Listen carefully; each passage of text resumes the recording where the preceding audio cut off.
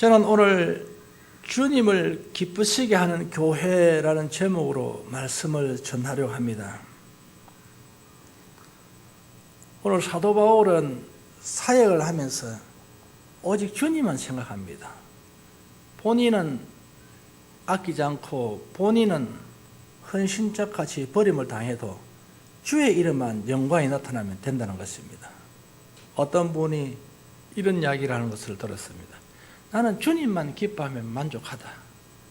이런 이야기를 하시는 분이 얼마나 여러분 아름다운 신앙의 고백인지 모르겠습니다. 우리는 내게 조금 피해가 오면 주님도 아랑곳하지 않고 내 욕심을 채우려 하지 않습니까? 근데 오늘 바울은 내가 주의 나라 건설을 위해서 힘써 수고했다라고 했습니다. 하나님께서 말씀하시는데 사도 바울은 하나님의 기쁨이 되기 위해서 노력했다고 말씀하고 있습니다. 오늘 본문에서도 그러지 않습니까? 지금 예수님이 받은 고난, 그동안에 있어서 이방인을 위해서, 제자의 훈련을 위해서 여러 가지 복음 활동을 할 때에 엄청난 고난을 당하고, 그리고 십자가의 고통을 당하면서 죄를 용서하고, 그리고 예수를 믿게 하셨습니다. 그 고통, 이제 그 고통이 끝난 줄 아는데, 이제 남은 게 있어요, 남은 고난을 누구에게 채웠냐면, 사도 바울이 체험을 하는 것입니다. 저와 여러분도 마찬가지 아니겠습니까? 하나님을 기쁘시게 해드리기 위해서 당하는 고난이 있습니다. 이제 남은 고난인데, 주님 오실 때까지 그 남은 기간 동안 이방인 전도와 또한 하나님 백성 찾는 일에 고난을 누가 당해야 되겠습니까? 저와 여러분 이제 그 책임인 것입니다. 그것을 이제 채우겠다는 것입니다. 그래서 수고를 아끼지 않았다. 하나님의 그 귀한 역사를 이루기 위해서 힘써서 수고했다고 했습니다. 저와 여러분들은 하나님의 기쁨이 되기 위해서 힘써야 된다는 것입니다. 노력하지 않고는 여러분 우리가 성인이 될 수가 없고 성숙한 사람 될 수가 없습니다. 저도 교통법규를 모를 때는 함부로 운전을 했습니다만, 그러나 교통법규를 알고 나니까 옳고 그름을 판단하게 되었습니다. 그래서 우리 하나님의 말씀이 우리의 인생의 옳고 그름을 판단하는 기준이 되는 줄 믿습니다. 그러므로 오늘 우리는 주님을 기쁘시게 해드리는 일에 최고의 성도가 되기를 주의 이름으로 축원합니다.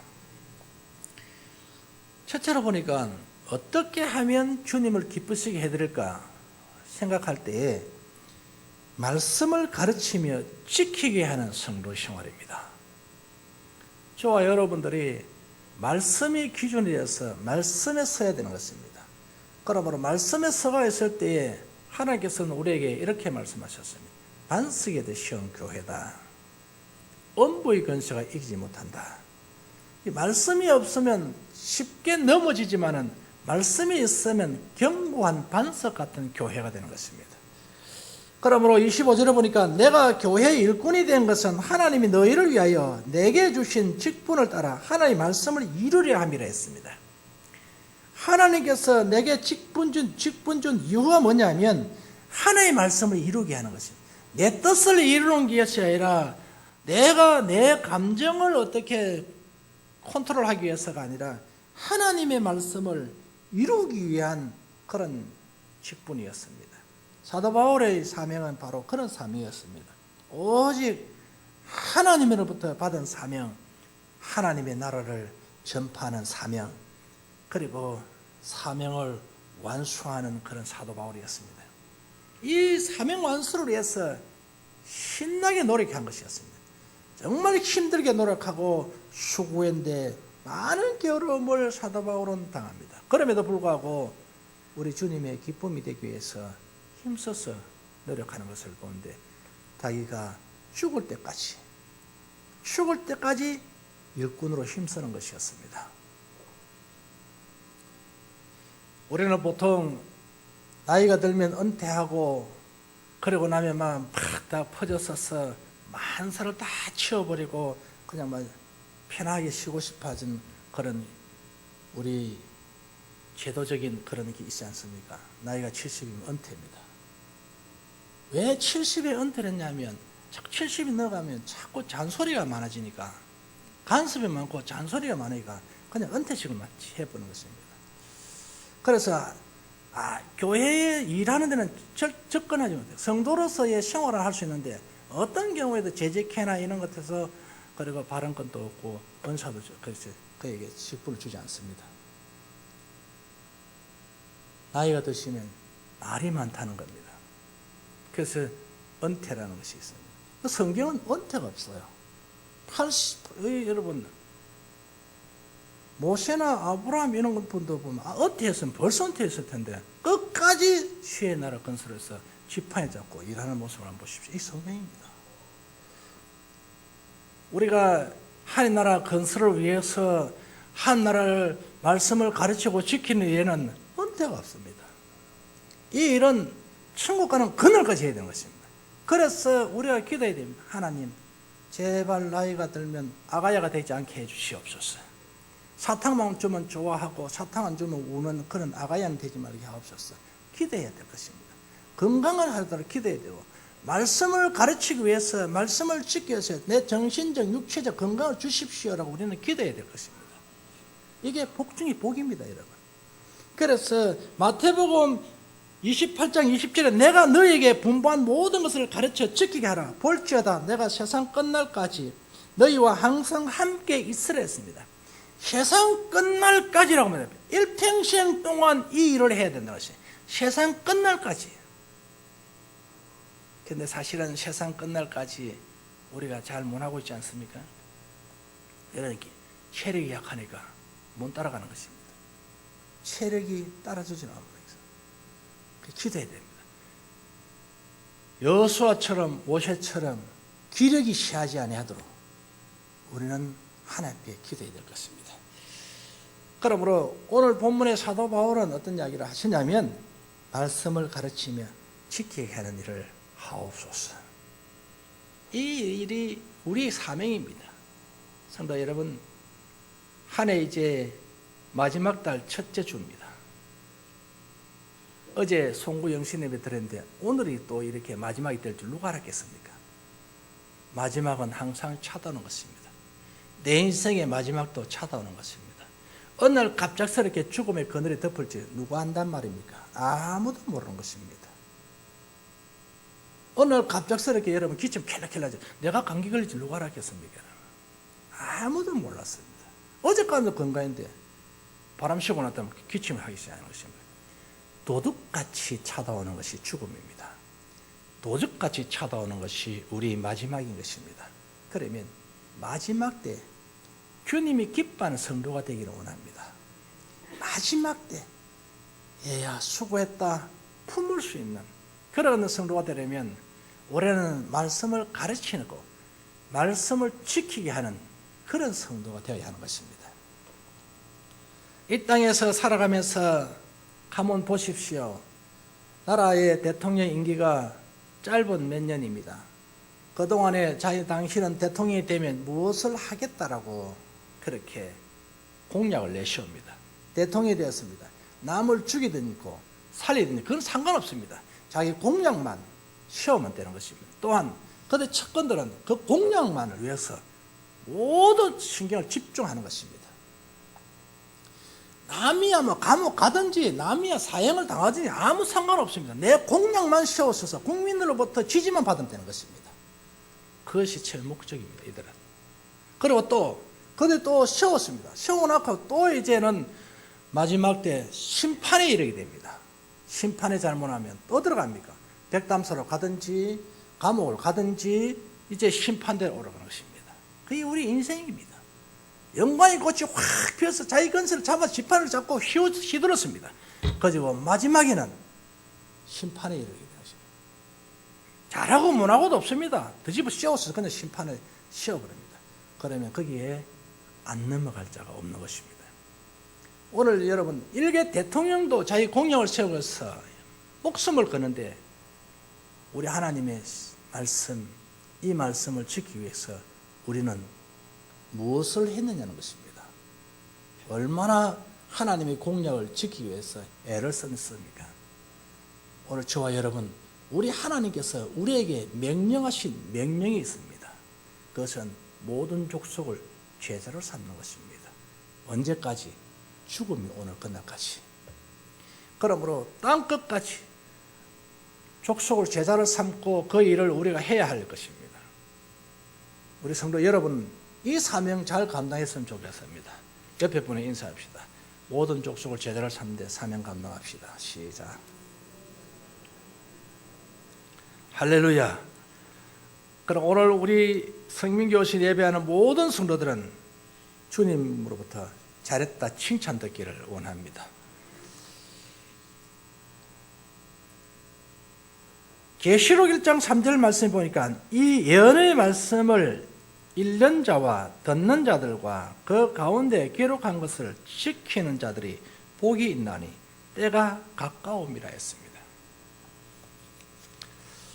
두 번째로 우리에게 주어지는 아름다운 말씀, 생명의 말씀은 사랑을 서로 나누는 성도가 되어야 된다는 것입니다.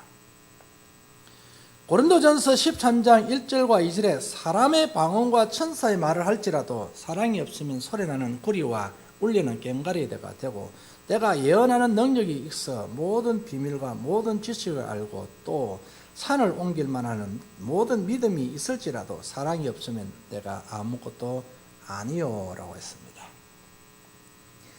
사도 바울은 이렇게 말했습니다. 믿음, 소망, 사랑이 있다고 했습니다. 이것은 없어지지 않을 것입니다. 제일이라는 것입니다. 그 중에 세 가지 중에서 제일 있다면 사랑이라 했습니다. 이 사랑을 서로 나눠야 되겠습니다. 이 사랑은 어떤 사랑일까요, 여러분? 우리 주 예수 그리스도께서 주신 사랑, 우리 주님의 그 사랑, 나에게 베푼 그 사랑을 내만 간직하고 있는 것이 아니라 이웃에게 서로 나누자는 것입니다. 내 받은 은혜를 나누는 것입니다. 여러분, 이게 얼마나 복인지 모르겠습니다. 내가 가진 그 사랑, 내가 받은 이 사랑을 이웃에게 나눌 수 있는 사람들. 이 이웃은 누굴까요, 여러분? 예수 그리스도를 믿지 아니하는 그런 불신자에게 가서 복음을 전하고 나누는 것입니다. 나는 이렇게 해서 이렇게 되었어서 이렇게 되었다라고 서로 나눌 수 있는 사람이 되는 것입니다. 믿는 사람들끼리라도 서로 나눠야 하겠습니다만은 그러나 우리가 해야 할 일은 잃어버린 영혼을 찾는 것입니다. 잃어버린 영혼이 누굴까요, 여러분? 아직은 모릅니다. 그러니까 누구에게나 가야 할 것입니다. 가면 하나님의 택자는 분명히 돌아오게 되어 있다는 것입니다. 이름표에 쓰여졌거나 이마에 기록이 됐다면 불신자가 아닌 나는 하나님 자녀라고 그리고 하나님께서 택한 자에게 그런 명찰을 줬더라면 금방 찾을 수 있습니다. 어떤 표시를 줬다면 찾을 수 있습니다. 그러나 표시를 주지 않았어요. 그런데 우리가 전하면 성령이 지적합니다. 성령이 그를 끌어오는 것입니다. 저와 여러분들은 전도되어서 왔다고 하지만 성령께서 하나님 자녀임을 알게 하시고 주님 품으로 안기게 하셨습니다. 그 사랑을 우리 나눠야 되는 것입니다. 저 사람은 중인이기 때문에 내가 받은 사랑을 줄 수 없다. 그리고 대적해버리면 중원 평생 동안 목당만 두드다가 지옥을 가야 되는 것입니다. 지금 여러분 보십시오. 중들도 많이 변화되지 않습니까? 무당들도 많이 변화됩니다. 그러니까 복음 듣고 예수 믿는 자기 직업을 던져버립니다. 어떤 분은 무당하다가 돈벌이가 안 된다 해가지고 다시 무당을 가버렸습니다.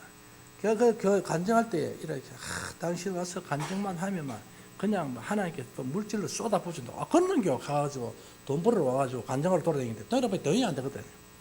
그러니까 다시 무당하러 가버렸더니 그런 사람 말고 정말 저와 여러분 하나님 택한 백성은 돌아오면 하나님 나라를 위해서 하나님 나라 건설을 위해서 크게 뛸 수 있는 사람이 될 수 있습니다. 제가 개척 때에 어떤 목사님께서 무당에게 찾아가서 자꾸 전도하니까 그 한 무당이 자기 식구들 30명을 동원시켜가지고 예배드려야 된다는 그 반여동에서 일어난 사건입니다. 무당이 변화되니까 자기를 따르는 사람들을 전도해오는 것입니다. 무당이 지지파가 참 많습니다, 여러분. 그 그룹이 다 오셔서 개척교회가 금방 부흥되는 역사를 일었다고 그렇게 이야기하는 소리를 들었습니다. 무당 전도 잘합니다, 여러분.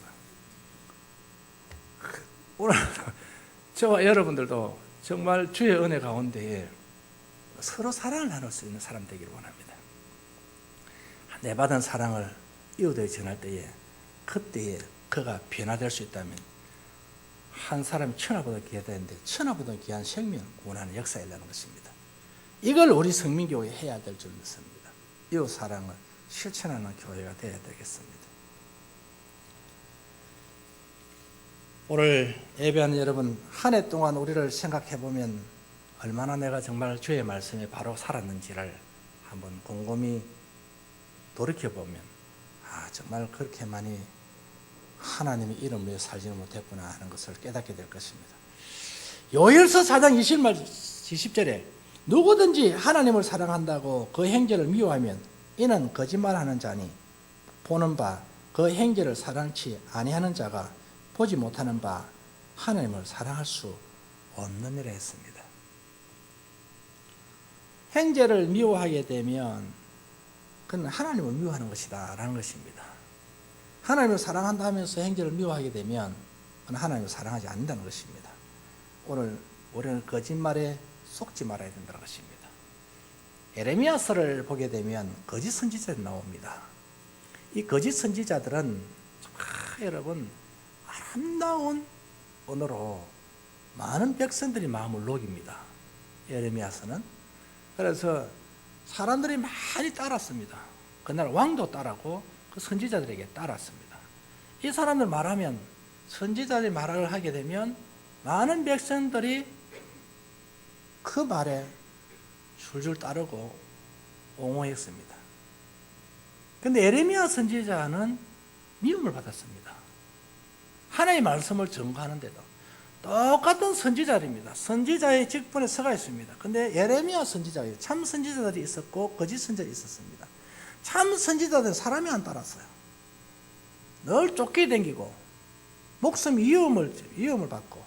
그런데 거짓 선지자는 사람이 많이 따랐어요. 엄청 부흥돼서 민족이 막 따라가고 있어요. 민족 전체가 이 사람들 다 따라갔습니다. 말만 하면 껍질 죽어버렸어요. 모든 말에는 긍정의 힘이다 해서 잘 된다고 했습니다.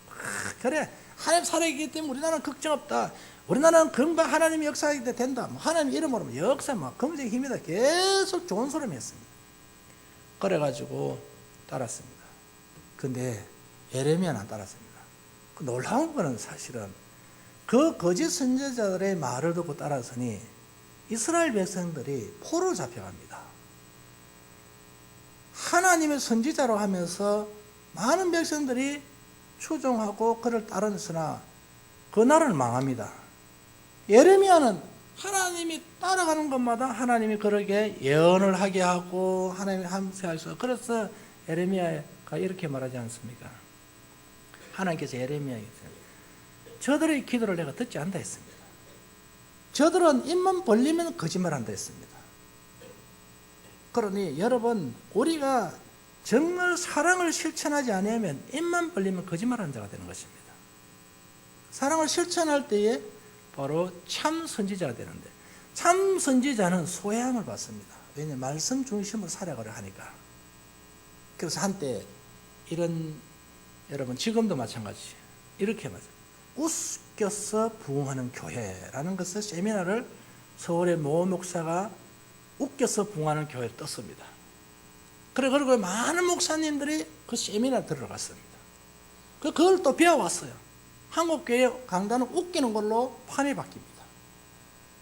지금도 목회자 부부 세미나를 하고 그렇게 해서 끌고 갑니다. 서울에서 그게 일어났어요. 한 목사님께서. 아마 그 목사님 아시는 분 다 아실 텐데. 웃겨서 부흥하는 교회. 태초에 그런 목사가 있어요. 신문에 광고에 빵 떴습니다. 어느 날 갑작스럽게. 그랬더니까 이제 그분이 또 웃겨서 세미나 했습니다. 그러니까 한국 강단이 전부 웃기는 걸 바뀌어버렸습니다. 그래서 많은 웃으니까 기쁨은 있어요. 즐거우니까 코미딕하고 유머적이고 하니까 기쁨이 있고 행복은 했어요. 근데 어떤 분이 이런 이야기, 가보니 오늘 웃기는 웃었는데 내가 뭘 하러 왔지? 이런 이야기를 하는 것입니다. 가서 들어보고 이 뭐지 왜 왔지 여기 이렇게 이야기하는 것입니다. 웃기는 웃고 즐거웠는데 내가 왜 여기 왔지? 그 전혀 말씀은 꼬리에 잠깐만 스쳐가고 하나님 이름을 떼지만 끝나고 웃기는 것으로 끝내버렸다는 것입니다. 오늘 성민교회 성도 여러분들은 하나님의 사랑을 실천하는 교회가 되기를 원합니다. 말씀을 가르치는 교회, 말씀이 살아있는 교회, 그 교회 되어야 되는 것입니다. 세 번째로 보니까 그리스도 안에서 완전한 자로 세우는 교회다. 28절 읽어보겠습니다. 시작.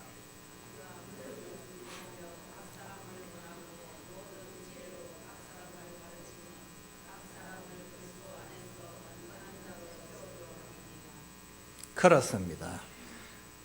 그리스도 안에서 완전한 자로 세우는데 수고를 아끼지 않았습니다. 그러므로 오늘 이 사회가 악해져 가고 부패해 갈 때에 우리 자녀들을 말씀으로 바로 세운다는 게 쉽지 않지 않습니까? 지금 여러분 내가 내 자녀 하나, 내 가정 하나라도 말씀으로 바로 세운다는 게 너무 힘듭니다. 그냥 쉽게 기도해라, 어떻게 이래 해라가 아니라 오늘 사도 바울을 보니까 이 완전한 자 하나를 세우기 위해서 엄청난 수고가 있었다는 것입니다. 이 수고. 저와 여러분들은 이렇게 초신자들이나 내보다도 신앙이 좀 약한 사람들이 간결을 합니다. 그럴 때에 그 새싹이 파릇파릇하게 해서 꽃이 피고 줄기가 나고 꽃이 피고 잎이 피고 열매를 맺도록 우리는 자꾸 거름을 주고 김을 메고 자꾸 이렇게 해서 가꿔야 되는데 이놈이 빨리 안 피고 빨리 열매 안 맺는다고 그냥 사정없이 꺾어버리고 그냥 인격적으로만 짓밟아버려가지고 완전히 죽여버려요. 아예 막 호미해가지고 팥뿌리채를 뽑아버립니다. 그런 역할을 우리는 하고 있는 경우가 있습니다. 저 여러분들은 그 파릇파릇하게 이제 피어오르는 그와 같은 자들을 가꾸는 작업을 해야 되는 것입니다. 언제까지 주님 오시는 그날까지 철없으면 철들도록 하는 것이 우리 사명인 것입니다. 그러므로 그리스도 안에서 완전한 자로 세우는 성도가 되어야 되는 것입니다. 판에서는 안 되는 것입니다. 그러므로 오늘 본문에 보니까 사도 바울은 이 일을 하기 위해서 힘을 다해 노력했다는 것입니다. 내 기분에 맞추고 내 기분에 안 맞다고 해서 파내는 그와 같은 우리 모습은 되어서는 안 되겠습니다. 신앙이 각각 다 분량이 다르므로 내 신앙과 저 사람의 지금 수준과는 차이가 있으니 내 수준까지 끌어올리기 위해서는 노력하고 애쓰는 성도가 되어야 되겠습니다. 그리고 내가 혹시라도 미달해 있다면 성숙한 성도가 되려고 또한 노력을 힘써야 되겠습니다. 우리는 그리스도 안에서 완전한 자로 세우는 교회 되는 성민교회 되기를 원합니다. 오늘 성민교회에서 예배하는 성도 여러분, 우리는 오늘 본문의 이야기를 들으면서 정말 얼마나 노력했는가를 생각하는 시간이 되기를 원합니다. 이 노력이 미달이라면 이제 노력하는 자가 되기를 바라고 주님의 기쁨, 주님을 기쁘시게 해드리는 일에 우리는 신경을 바짝 써야 되겠습니다. 그리고 긴장해서 오늘도 저와 여러분들이 내 하는 행동, 내 하는 말 한마디 한마디 정말 우리 주님이 기뻐할까? 내가 지금 하고 있는 행동은 주님이 기뻐하실까? 주님이 기뻐하지 아니하면 주님이 기뻐하지 아니하는 말을 하려고 하면 벙어리가 되는 게 낫습니다. 주님이 기뻐하지 아니하는 그런 행동을 하려 하면 멈추는 게 좋습니다. 기도하겠습니다. 좋으신 아버지